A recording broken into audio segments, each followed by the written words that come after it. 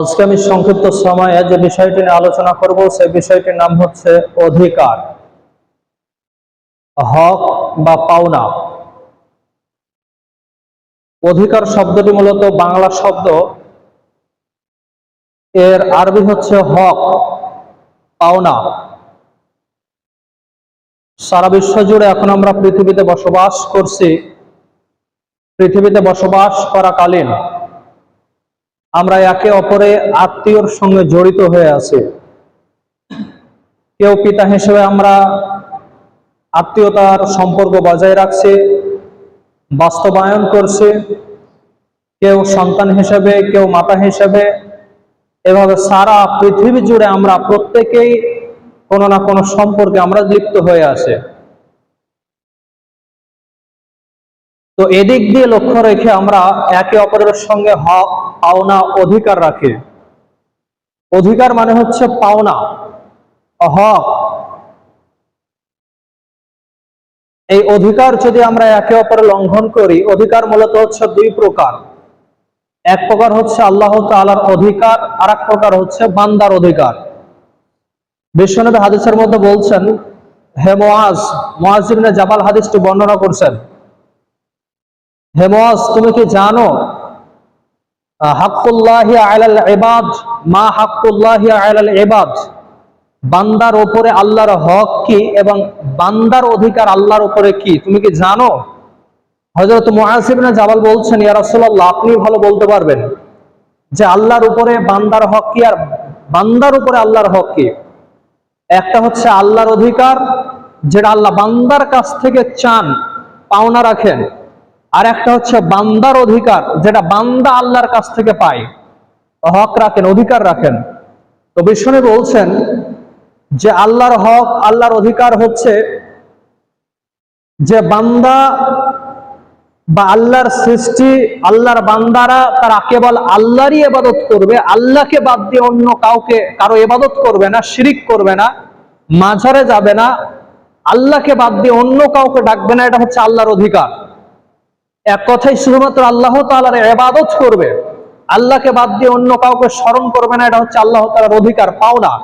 কোন মানুষ যদি এই অধিকার লঙ্ঘন করে, তাহলে সে আল্লাহর অধিকার নিয়ে ছিনিমিনি খেললো। আর একটা হচ্ছে বান্দার অধিকার, বান্দার পাওনা। বান্দা আল্লাহর কাছ থেকে কি পাবে? বান্দা আল্লাহর ইবাদত করবে, নামাজ রোজা করবে, আল্লাহর সঙ্গে কাউকে শিরিক করবে না। আল্লাহ বলছেন যে আমি তাকে জাহান্নামে দেব না, জান্নাতে প্রবেশ করাবো। এটাই হচ্ছে বান্দার অধিকার, যে আল্লাহর ইবাদত করব, তার স্বরূপ আমি জান্নাত লাভ করব, আল্লাহ আমাকে জাহান্নামে দেবেন না। এটা হচ্ছে বান্দার অধিকার। তো অধিকার মূলত দুই প্রকার পৃথিবীর দিক দিয়ে, একটা হচ্ছে আল্লাহর অধিকার, একটা হচ্ছে বান্দার অধিকার। তো অধিকার যদি আমরা লঙ্ঘন করি, একে অপরের হক, পাওনা যদি আমরা নষ্ট করে ফেলি, তাহলে কিন্তু ঠিকানা হচ্ছে জাহান্নাম, বাঁচার কোনো উপায় থাকবে না। একটা আল্লাহর অধিকার, আল্লাহর অধিকার যদি আমরা নষ্ট করে দিই, কোনো কারণবশত, ভুলবশত, অলসতা করে যদি আল্লাহ তাআলার অধিকার লঙ্ঘন করে ফেলি, তাহলে আল্লাহ তাআলার দয়াতে কিয়ামতের ময়দানে আল্লাহ তাআলা ক্ষমা করে দিতে পারেন।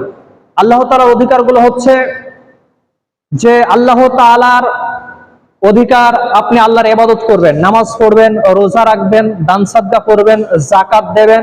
এই সমস্ত অধিকারগুলো হচ্ছে আল্লাহ তাআলার অধিকার। তার সঙ্গে একটা সবচেয়ে বড় অধিকার হচ্ছে আল্লাহর ইবাদত করা, শিরিক না করা। শিরিক ব্যতীত আল্লাহ তাআলার যত ইবাদত, যত অধিকার আপনি লঙ্ঘন করবেন, সকল অধিকার আল্লাহ তাআলার দয়াতে ক্ষমা করে দেবেন। আল্লাহ তাআলা ক্ষমা করে দিতে পারেন। কিন্তু যদি শিরিক করে মারা যান, যদি কোনো পীরের কাছে সিজদা করে মারা যান, যদি মাজারে গিয়ে কোনো মানত করেন, ছাগল মানত করেন, খাসি মানত করেন, ইত্যাদি কোনো কিছু যদি পীরের নামে মানত করে যদি আপনি মারা যান, তাহলে আল্লাহ তাআলা কিন্তু আপনাকে ক্ষমা করবেন না। কারণ আপনি আল্লাহর সঙ্গে অংশীদার স্থাপন করে, শিরিক করে আপনি মারা গেছেন, এই জন্য আল্লাহ তাআলা আপনাকে ক্ষমা করবেন না।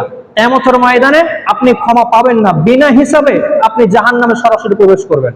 কারণ আল্লাহর সম্মানে, আল্লাহর মর্যাদায় আপনি আঘাত এনেছেন, অতএব আল্লাহ আপনাকে কোনোদিন ক্ষমা করতে পারে না।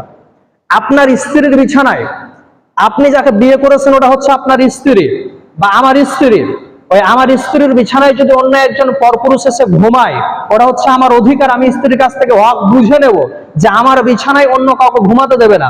তো আমার বিছানায় যদি অন্য একজন পুরুষ এসে যদি রাত কাটায়, আমার স্ত্রী যদি ঘুমাতে দেয়, তাহলে সে আমার হক নষ্ট করে ফেলেছে, আমার মর্যাদায় আমার অধিকার সে নষ্ট করে ফেলেছে। ঠিক ওইরকম ভাবে আল্লাহ তাআলার হক হচ্ছে কেবল আল্লাহ তাআলার ইবাদত করা।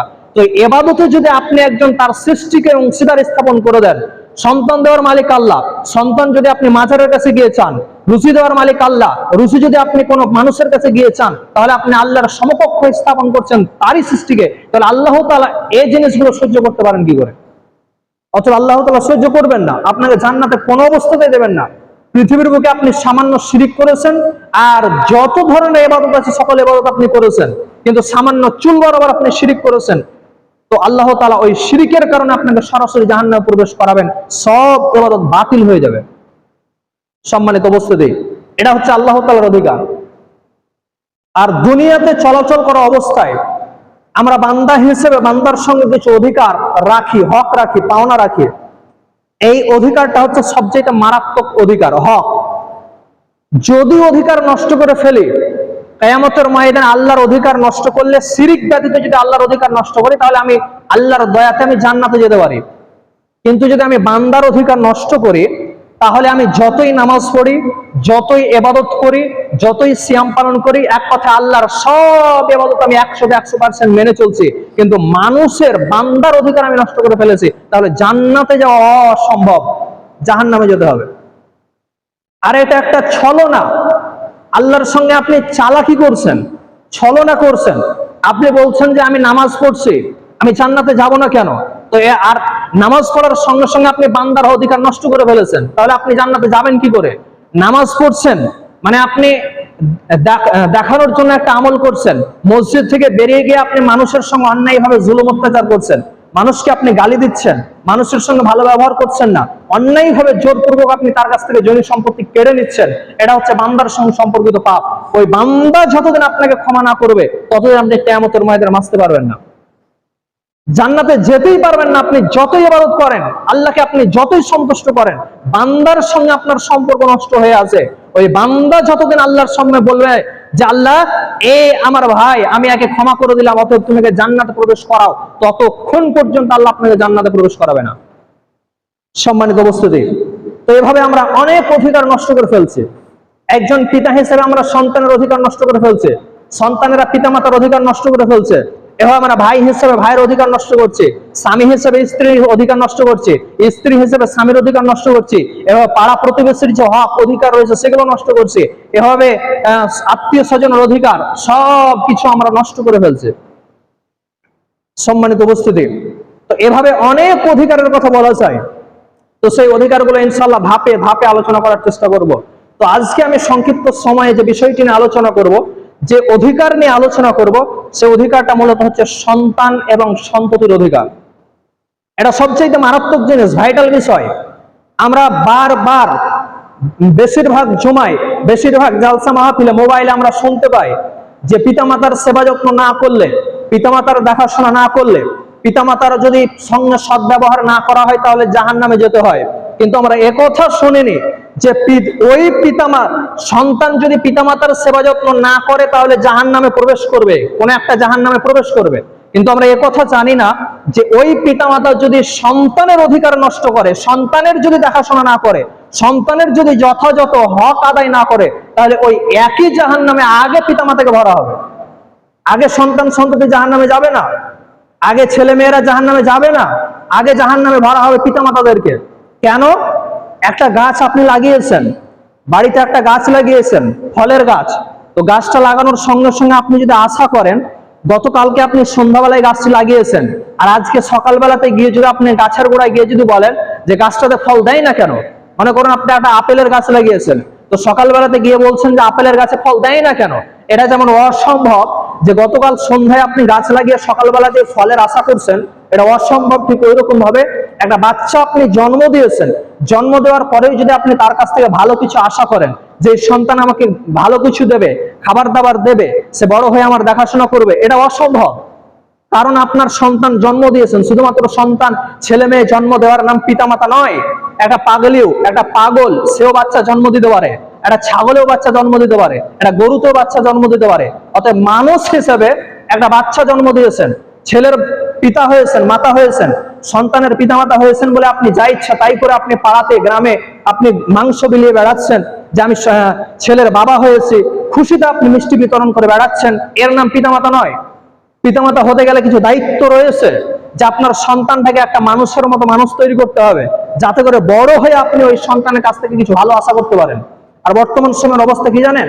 বর্তমান সময়ের সবচেয়ে ভয়ঙ্কর অবস্থা হচ্ছে যে অনেক বয়স্ক পিতামাতা রয়েছে, তারা এসে বলছে আমার সন্তানেরা আমাকে খেতে দেয় না, আমার সন্তানেরা আমাকে দেখে না, আমার সন্তানের বিয়ে দিয়ে দিলাম, সে আলাদা হয়ে গেল, ভিন্ন হয়ে গেল, সে আমাকে খেতেই দেয় না, দেখ ভাতই দেয় না, আমাকে লাঠি মারে, আমাকে লাঠিতে পিটায়, আমাকে মারে। তো আপনাকে মারবে না তো কি করবে? কাঁসার থালে খাবার দিয়ে দেবে নাকি? আপনাকে পোলাও বিরিয়ানি খেতে দেবে নাকি? সন্তানের হক আপনি নষ্ট করে ফেলেছেন শিশুবেলাতে, যার কারণে ওই সন্তান ওই ব্যবহারই আপনাকে বড় হয়ে দেখাবে, সে ভালো কিছু আপনি আশা করতে পারেন না। ইংরেজিতে একটা কথা আছে, টিট ফর ট্যাট, কামা তাদিনু তুদান, আরবিতে। ইংরেজিতে টিট ফর ট্যাট, বাংলাতে যেমন কর্ম তেমন ফল। যেমন আপনি কর্ম করে থাকবেন শিশুবেলাতে আপনার সন্তানের প্রতি, ওই সন্তান বড় হয়ে আপনার প্রতি তেমনই প্রভাব দেখাবে।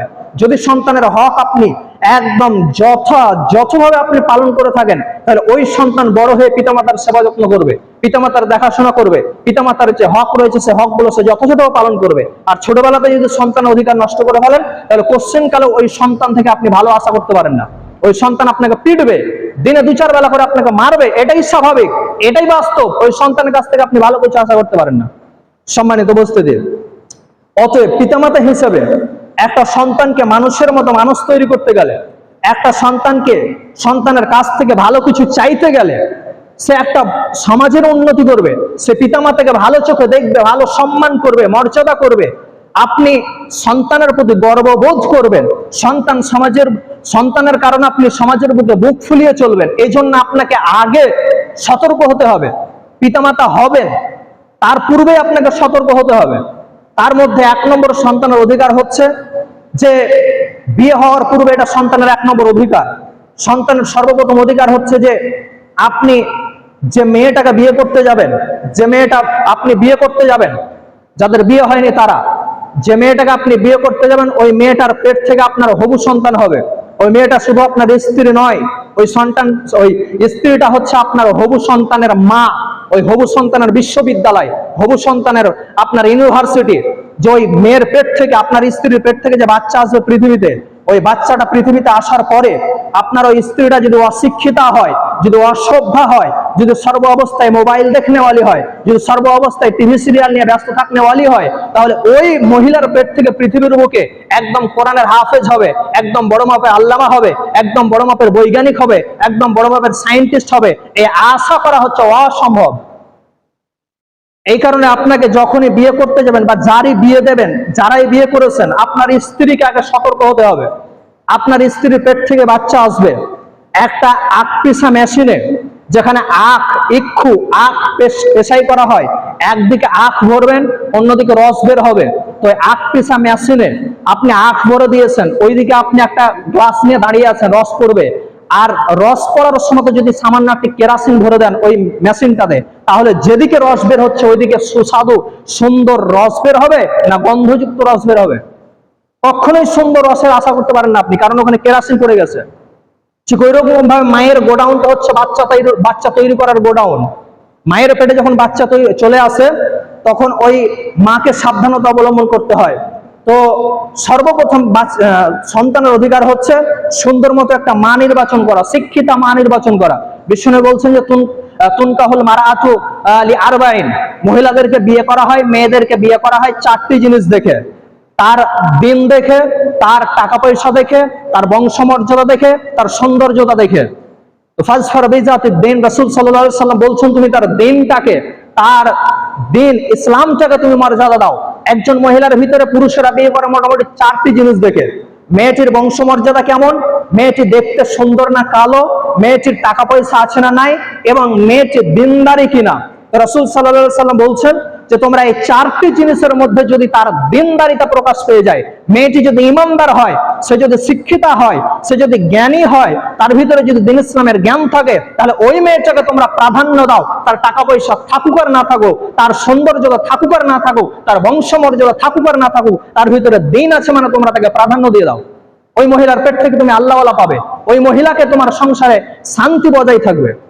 সম্মানিত উপস্থিতি, অতএব সন্তানের 1 নম্বর অধিকার হচ্ছে সুন্দর মেয়ে নির্বাচন করা, যার পেট থেকে আপনি সন্তান লাভ করবেন। যদি মেয়ে যদি সুন্দর না হয়, মেয়ে নির্বাচন যদি আপনি টাকা পয়সা দেখে করেন, যদি যে স্ত্রীটাকে আপনি, যে মেয়েটাকে আপনি বিয়ে করতে যাচ্ছেন, সেই মেয়েটা আপনার শুধু স্ত্রী নয়, আপনার যে হবু সন্তান আসবে, সেই সন্তানের বিশ্ববিদ্যালয়। তো এই মেয়েটাকে যদি আপনি টাকা পয়সা দিয়ে বিয়ে করেন, যে তার টাকা পয়সা বেশি আছে, ধন দৌলত বেশি আছে, সে টিকটক ভিডিও করে বেড়ায়, সে ইনস্টাগ্রামের ভিডিও করে বেড়ায়, সে ইমানদার হোক আর না হোক, নামাজ পড়তে জানুক আর না জানুক, টাকা পয়সা আছে মানে এটাকে বিয়ে করবো। যদি আপনি বিয়ে করেন তাহলে আপনার জীবনকে শেষ করে দেবে, আপনার সংসারকে শেষ করে দেবে, আপনার সন্তানের জীবনকে শেষ করে দেবে। একটাও সন্তান মানুষের মতো মানুষ তৈরি হবে না, সব জানোয়ার আর রাখাল তৈরি হবে। সম্মানিত উপস্থিতি, অতএব এটা হচ্ছে 1 নম্বর সন্তানের অধিকার। অতএব যাদের বিয়ে হয়ে গেছে, আপনারা বুকে হাত দিয়ে বলুন যে এই 1 নম্বর পয়েন্ট, 1 নম্বর সন্তানের অধিকার আমরা যথাযথভাবে পালন করতে পেরেছি, এবং আমি একটা মেয়েকে নির্বাচন করেছি আমার জন্য, বা আমার সন্তানের মা নির্বাচন করেছি দিনদারি মহিলা, যে 5 ওয়াক্ত নামাজ পড়ে এবং আল্লাহকে সর্বাবস্থায় স্মরণ করে। যদি স্মরণ করতে পারে, যদি আপনি বলতে পারেন, তাহলে আপনি সন্তানের 1 নম্বর অধিকার পালন করতে পেরেছেন। আর যদি মহিলাটি দিনদারি না হয়, তাহলে আপনি সন্তানের 1 নম্বর অধিকারে আপনি নষ্ট করে ফেলেছেন। এই সন্তান বড় হয়ে আপনাকে ভাত দেবে না। সম্মানিত উপস্থিতি, আল্লাহ তাআলা বলছেন, ইয়া আইয়ুহাল্লাযীনা আমানু, হে ঈমানদারগণ, কু আনফুসাকুম ওয়া আহলিকুম নারা, তুমি নিজে আগে জাহান্নামের আগুন থেকে বাঁচো এবং তোমার আহলিয়াত সন্ততিদেরকে জাহান্নামের আগুন থেকে বাঁচাও, পরিবারকে জাহান্নামের আগুন থেকে বাঁচাও। জাহান্নামের আগুন থেকে বাঁচানোর প্রথম ধাপই হচ্ছে সুন্দর, ঈমানদারি, দিনদারি, শিক্ষিতা মহিলা নির্বাচন করা। জাহান্নামের আগুন থেকে আপনি বাঁচতে পারবেন তখনই যখন আপনি দিনদারি, ঈমানদারি মহিলা নির্বাচন করতে পারবেন। আপনার পরিবারকেও একটা আদর্শ পরিবার রূপে, একটা দিনদারি পরিবার রূপে আপনি গড়ে তুলতে তখনই পারবেন যখন আপনার পরিবারের মহিলাটা যখন দিনদারি হবে। আপনি তো পুরুষ মানুষ, আপনি 24 ঘন্টা কাজের জন্য বাইরে থাকেন, 12 ঘন্টা, 9 ঘন্টা, 10 ঘন্টা আপনি বাইরে থাকেন, বাড়িতেই 24 ঘন্টা আপনার সন্তানদেরকে মানুষের মতো মানুষ তৈরি করতে পারবে আপনার স্ত্রী। তো আপনার স্ত্রীকে দিনদারি হতে হবে, ইমানদারি হতে হবে, তবেই আপনার সন্তান মানুষের মতো মানুষ তৈরি হতে পারবে। কোরআন শিক্ষা স্ত্রীকে জানতে হবে, কোরআনের জ্ঞান তার ভিতরে থাকতে হবে, তবেই সে সন্তানকে আরবি শিক্ষা দিতে পারবে। জেনারেল শিক্ষিতাও হতে হবে মহিলাকে, তবেই সে আপনার সন্তানকে স্কুলের যে পড়াশোনা সেগুলো সে ধাপে ধাপে সে গড়ে তুলতে পারবে। একজন মাকে বিশ্ববিদ্যালয়ে বলা হয়েছে, একজন বড় মাপের দার্শনিক বলছেন, তোমরা আমাকে সুন্দর একটা মহিলা দাও, তোমরা আমাকে সুন্দর একটা দিনদারি, ইমানদারি মহিলা দাও, আমি তোমাদেরকে কিয়ামত ধ্বংস হবে না এর গ্যারান্টি আমি তোমাদেরকে দিয়ে দেবো। কথাটি খুবই গুরুত্বপূর্ণ। দার্শনিকটা বলছেন যে তোমরা আমাকে একটা দিনদারি, ইমানদারি, একদম শিক্ষিতা মহিলা দাও আমাকে, আমি তোমাদেরকে গ্যারান্টি দিচ্ছি যে পৃথিবী ধ্বংস না হওয়ার গ্যারান্টি দিচ্ছি। মানে যতদিন পর্যন্ত পৃথিবীতে, হাদিসের মধ্যে আছে, বিষ্ণু বলছেন যে লা তাকুমুস সাআতা, পৃথিবী ততদিন পর্যন্ত ধ্বংস হবে না, হাত্তা ইউকালু আল্লাহ আল্লাহ, যতদিন পর্যন্ত পৃথিবীর বুকে আল্লাহ আল্লাহ বলনেওয়ালা থাকবে, আল্লাহ আল্লাহ বলনেওয়ালা ততদিন পর্যন্ত থাকবে যতদিন পর্যন্ত পৃথিবীতে আল্লাহ আল্লাহ বলনেওয়ালি থাকবে। মহিলা যতদিন পর্যন্ত ইমানদার থাকবে ততদিন পর্যন্ত পৃথিবীতে একজন ইমানদার পুরুষ বেঁচে থাকবে। পুরুষ তো আর হুট করে আকাশ থেকে পড়ে আসে না, মেয়েদের পেট থেকে আসবে পৃথিবীতে। অতএব মহিলাদেরকে দিনদারি, ইমানদারি নির্বাচন করতে হবে, তবেই পৃথিবী ততদিন পর্যন্ত বেঁচে থাকবে যতদিন পর্যন্ত একজন দিনদারি মহিলা পৃথিবীর বুকে বেঁচে থাকবে। বর্তমান সমাজে তো মহিলাদের অবস্থা একদম চরম বিপর্যয়ে। সম্মানিত অবস্থায়, তাহলে এটা হচ্ছে 1 নম্বর সন্তানের অধিকার, যে সুন্দর মা নির্বাচন করা। 2 নম্বর সন্তানের অধিকার হচ্ছে যে এটা মায়েদের তরফ থেকে, একটা মায়ের পেটে যখন বাচ্চা চলে আসে, তখন স্বাস্থ্য বিজ্ঞানীরা বলছেন, যারা গবেষণা করছেন স্বাস্থ্য নিয়ে, তারা বলছেন একটা মায়ের পেটে যখন বাচ্চা থাকে, ওই অবস্থায় মা কত পা ফেলে, কত কদম সে পায়ে চলে, কি করে, কি কাজ করে, কতটা নড়াচড়া করে, কেমন সে কথা বলে, কেমন কাজকর্ম করে, সব কিছুর প্রভাব সেই বাচ্চার প্রতি পড়ে। অনুভব বাচ্চা বুঝতে পারে যে মা গান শুনছে, গানের প্রভাবটা বাচ্চার প্রতি পড়ে, যে পেটে বাচ্চা আছে। মা যদি সারাদিন টিভি সিরিয়াল নিয়ে ব্যস্ত হয়, তাহলে ওই টিভি সিরিয়ালের প্রভাবটা পেটের বাচ্চার প্রতি পড়ে। মা যদি সর্বদা জোরে জোরে গান বাজনা শোনে, গীবত করে, পরনিন্দা করে, পরচর্চা করে, যদি পাপে লিপ্ত হয়, তাহলে ওই পাপের প্রভাবটা পেটের বাচ্চার উপরে পড়ে। পৃথিবীর বুকে যখন বাচ্চাটা ভূমিষ্ঠ হবে, আসবে পৃথিবীর বুকে, তখন ওই বাচ্চাটা আর আল্লাহকে চিনতে পারবে না। তখন সে শয়তানের দিকে সর্বদা ধাবিত হবে, শয়তানের পথ অনুসরণ করবে। এটা মায়েদের তরফ থেকে। পেটে বাচ্চা থাকলে সর্ব অবস্থায় বেশি বেশি কোরআন তেলাওয়াত করতে হবে, বেশি বেশি নামাজ পড়তে হবে, নফল সালাত আদায় করতে হবে। 5 ওয়াক্ত সালাত তো আদায় করতেই হবে, তার সঙ্গে সঙ্গে যত নফল সালাত আছে নফল সালাতগুলো আদায় করতে হবে। বেশি বেশি দান সাদকা করতে হবে, বেশি বেশি জিকির আজগার করতে হবে। এক কথায় আল্লাহকে স্মরণে 24 ঘন্টা রাখতে হবে। কোনো অবস্থায় মোবাইল নিয়ে ব্যস্ত থাকা যাবে না। বাচ্চারই ক্ষতি হবে, স্বাস্থ্যের দিক দিয়েও ক্ষতি হবে, ধর্মীয় দিক দিয়েও ক্ষতি হবে। এটা 2 নম্বর অধিকার। নাম্বার 3 নম্বর বাচ্চার অধিকার হচ্ছে, 3 নম্বর বাচ্চার অধিকার হচ্ছে, একটা বাচ্চা যখন জন্ম নিবে পৃথিবীর বুকে, বাচ্চা পেটে থাকলো, পেটে থাকার পরে পৃথিবীর বুকে আসবে, ভূমিষ্ঠ হওয়ার পরে বাচ্চা জন্ম নিয়েছে, জন্ম নেওয়ার পরে যখন 7 দিন বয়স হবে, 7 দিন বয়সের সময়তে কয়েকটি কাজ করতে হবে। একটি কাজ হচ্ছে বাচ্চাকে আপনার সুন্দর নাম রাখতে হবে, সুন্দর নাম নির্বাচন করতে হবে। বর্তমান সময়ে নায়ক নায়িকাদের নাম দেখে নয়, কোরআন হাদিসের নাম অনেক সুন্দর সুন্দর নাম আছে, মানা যুক্ত, মানে সুন্দর হবে এবং নামটাও যত সুন্দর হয়, কোরআন হাদিস ভিত্তিক যেন হয়, সেই কোরআন হাদিস ভিত্তিক নাম রাখতে হবে সন্তানদের। বর্তমান সময়ের নামগুলো কিন্তু অসংখ্য, অধিকাংশ নামই আপনার বাতিল নাম। এই নামগুলো পরিবর্তন করে রাখতে হবে। নামগুলো আলেম ওলামাদেরকে জিজ্ঞেস করে আপনার নাম রাখবেন সন্তান সন্ততিদের। সম্মানিত উপস্থিতি, তো এই নামগুলো সুন্দর সুন্দর রাখতে হবে বর্তমান সন্তান সন্ততিদের। এটা 7 দিনের সন্তান জন্মের 7ম দিনে করণীয়ের মধ্যে একটা করণীয় হচ্ছে, সন্তানের অধিকার হচ্ছে যে আপনার সুন্দর নাম নির্বাচন করতে হবে। 2 নম্বর সন্তানের অধিকার হচ্ছে 7ম দিনে, সেটা হচ্ছে আপনার আকিকা করতে হবে। 7ম দিনে আকিকা করতে হবে। তারপরে আপনার হচ্ছে যে 7ম দিনে সন্তানের বয়স যখন 7 দিন হয়ে যাবে, 7 দিন অবস্থায় সন্তানের মাথার চুলকে নাড়া করতে হবে। নাড়া করার পরে ওই চুলকে ওজন করে, ওজন করার পরে আপনার চাঁদির দোকানে গিয়ে আপনি চুলগুলোকে ওজন করবেন। ওজন করার পরে যে যত টাকা হবে চাঁদির মূল্যে, সেই টাকাটা আপনি গরিব মিসকিনদেরকে দান করবেন। এটা বাচ্চার অধিকার। তারপরে বাচ্চার অধিকার হচ্ছে, সংক্ষেপে বলছি, সময় যেহেতু শেষ হয়ে গেছে, তো বাচ্চার আরেকটি অধিকার হচ্ছে, এটা সবচেয়ে গুরুত্বপূর্ণ অধিকার, সেটা হচ্ছে সন্তানদেরকে সুশিক্ষা প্রদান করা। সন্তানদেরকে সুশিক্ষা প্রদান করা। একটা সন্তান আপনি জন্ম দিয়েছেন, সন্তানের ভিতরে আপনি সুশিক্ষা দিতে পারেননি, একজন মুসলিম হিসেবে শুধুমাত্র ডাক্তার, ইঞ্জিনিয়ার, তারপরে আপনার প্রফেসর, তারপরে আপনার প্রিন্সিপাল, এগুলো হওয়াটাই পরিপূর্ণতা নয়, একজন মুসলিমের জন্য পরিপূর্ণতা নয়। ডাক্তার, ইঞ্জিনিয়ার, প্রফেসর এগুলো তো হতেই হবে, তার সঙ্গে সঙ্গে আপনাকে দ্বীনি জ্ঞান, কোরআনের জ্ঞান, এগুলো আপনার সন্তানের ভিতরে ভরে দিতে হবে।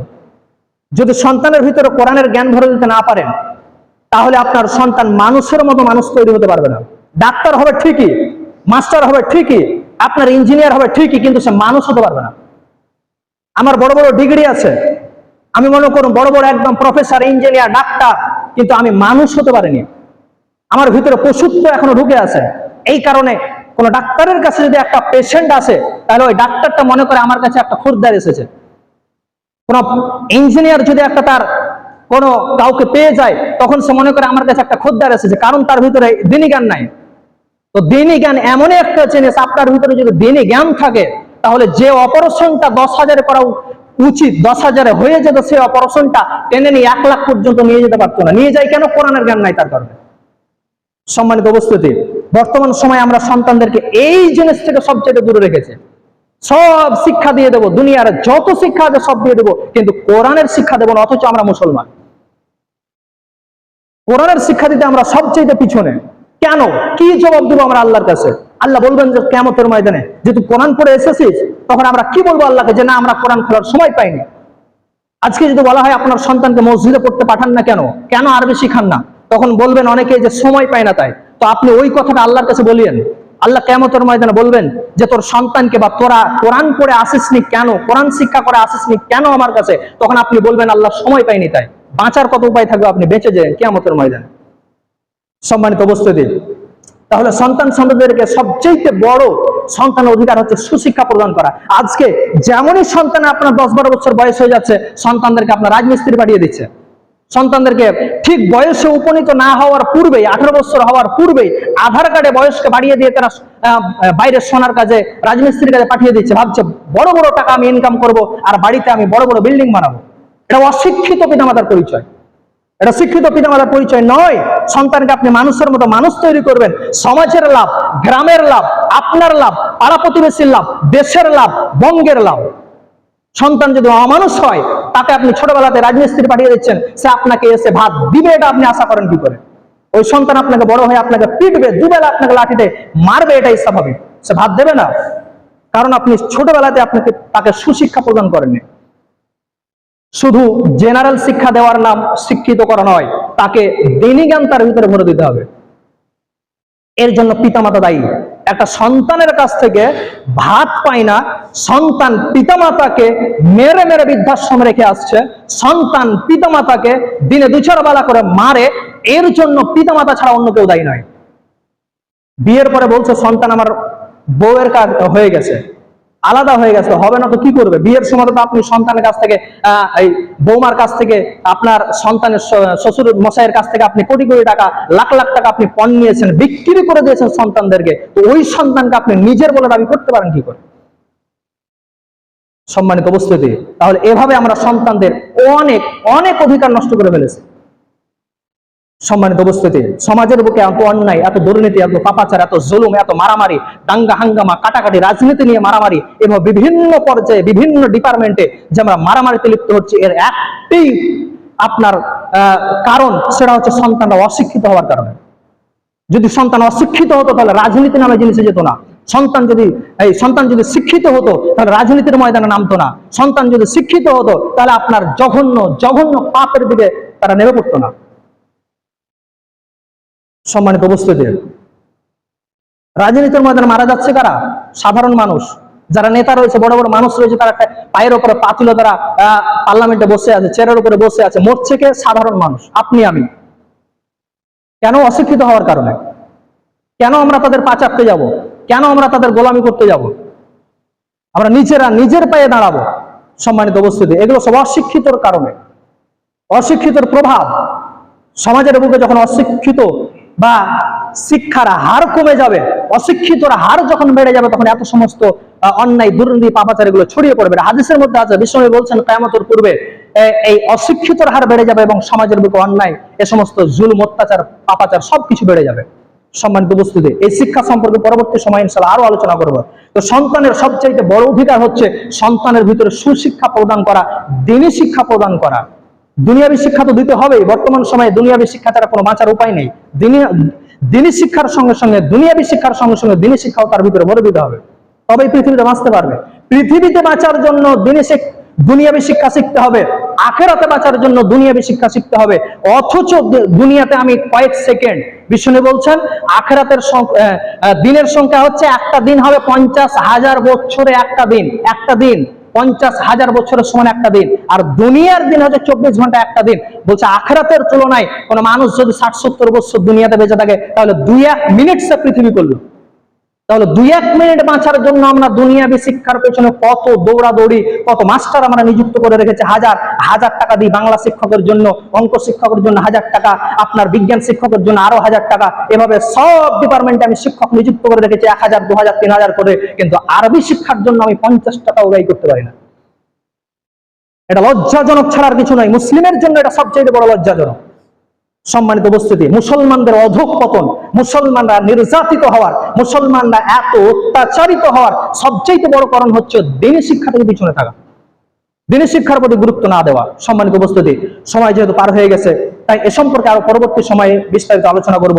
তাই পরিশেষে আমি আপনাদের সকলের কাছে আবেদন রাখবো যে আমাদের সন্তানদেরকে মানুষের মতো মানুষ তৈরি করতে হবে। অনেকেই বলছেন যে এই সময়তে হয়তো চাকরি নাই, বাকরি নাই, তো সন্তানদেরকে পড়াশোনা করিয়ে কি করব? তো পড়াশোনা করিয়ে সন্তানদেরকে আপনি বেকার বসে রাখতে পারবেন না। পড়াশোনা করলে, জ্ঞান তার ভিতরে থাকলে, সে কোনো না কোনো রাস্তা খুঁজে বের করবেই। সে পৃথিবীর বুকে চলতে ফিরতে সে দ্বিধাবোধ করবে না, যেখানে সেখানে সে পৌঁছাতে পারবে এবং যে কোনো হালাল কাজ, সে হালাল পথে সে রাস্তা খুঁজে নিতে পারবে। কিন্তু সে যদি অশিক্ষিত হয়, তাকে যদি আপনি রাজমিস্ত্রির কাজে পাঠিয়ে দেন, সে রাজমিস্ত্রি ছাড়া দুনিয়ার বুকে আর কিছু কাজ করতে পারবে না। সে কাজটাও যদি বন্ধ করে দেয় সরকার, যে বাইরে বাংলার মানুষ বাইরে যেতে পারবে না, এটাও চলছিল কয়েকদিন আগে, যে বাংলার মানুষ উত্তরপ্রদেশে গেলেই মার খাবে, বাংলার মানুষ আপনার উড়িষ্যাতে গেলেও মার খাবে। তো এটা যদি করেই দেয়, এটা যদি হয়েই যায়, তাহলে বাংলার মানুষ বাংলাতে আর কত কাজ করবে? সম্মানিত উপস্থিতি, অতএব সন্তানদেরকে শিক্ষিত করতে হবে, মানুষের মতো মানুষ তৈরি করতে হবে, তবেই আমরা সন্তানদের কাছ থেকে ভালো কিছু আশা করব। তো এগুলো হচ্ছে সন্তানের সংক্ষিপ্ত অধিকার বললাম, আর অনেক বেশি অধিকার আছে যেগুলো পরবর্তী সময় ইনশাআল্লাহ আলোচনা করার চেষ্টা করব। তো আমরা মানুষ হিসেবে আমাদের সন্তানদেরকে মানুষের মতো মানুষ তৈরি করতে গেলে এই গুণগুলো বা এই দায়িত্বগুলো আগে পিতামাতাকে গুরুত্ব সহকারে পালন করা উচিত। তার সঙ্গে সঙ্গে সবচেয়ে বেশি গুরুত্বপূর্ণ ভাবে পালন করা উচিত হচ্ছে সন্তানকে সুশিক্ষা প্রদান করা। বয়স হওয়ার পূর্বে, বয়স হওয়ার পরে কোনো মতে আপনি বাইরে কাজ করতে পাঠাবেন না। আপনি অন্তত পক্ষে তার ভিতরে আপনি শিক্ষা ভরে দেন, তারপর আপনি কাজের ডিপার্টমেন্টে পাঠান, তবে আপনি আপনার সন্তানের কাছ থেকে ভালো কিছু আশা করবেন। তার ভিতরে দিন জ্ঞান ভরে দেন, আল্লাহকে চিনান, নবীকে চিনান, দিন ইসলামের জ্ঞান তার ভিতরে ভরে দেন যে এই এই কাজ করতে হবে, এটা হারাম কাজ, এটা হালাল কাজ, এই কাজ করো না, এই কাজে গুনাহ হয়, এই কাজে ভালো কাজ, এটা ভালো কাজ, মানুষের সঙ্গে ভালো ব্যবহার করতে হয়। এই শিক্ষাগুলো আপনি সন্তানকে প্রদান করুন, তবে আপনি সন্তানের ভিতর কাছ থেকে আপনি ভালো কিছু আশা করতে পারেন। নইলে আপনি সন্তানের কাছ থেকে কোনো মতেই ভালো কিছু আশা করতে পারেন না।